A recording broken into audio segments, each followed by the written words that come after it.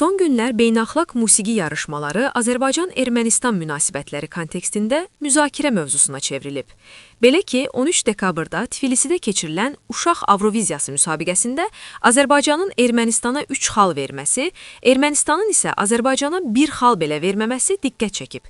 Bu fonda daha öncə Qazaxıstanda keçirilən Silkway Star müsabiqəsində Azərbaycanın Avroviziya 2021 təmsilçisi Samirə Əfəndinin münsif qismində erməni ifaçını qucaqlaması və ona ən yüksək 12 xal verməsi ölkə ictimaiyyətində ciddi etirazlara səbəb olmuşdu.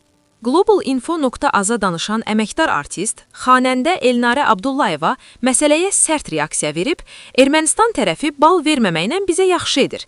Biz hələ də ayılmamışıq. Düşmən düşməndir. Tez yumşalırıq. Biri ermənini öpür, biri qucaqlayır, güya sülh məramlıdırlar. Əməkdar artist, müğənni Firuzə İbadova isə əlavə edib ki, musiqinin və incəsənətin siyasətlə birbaşa əlaqəsi yoxdur.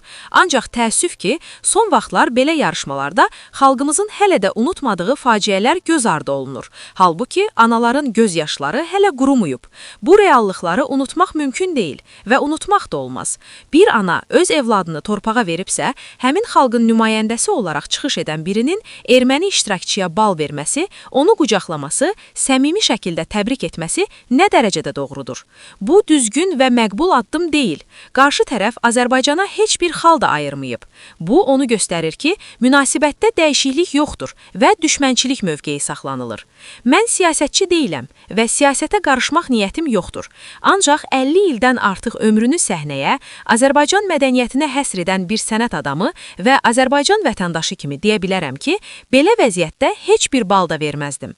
İstedad nə qədər yüksək olsa belə, bu addımı atmazdım. Bizə qiymət verilmirsə, biz də qarşı tərəfə qiymət verməməliyik.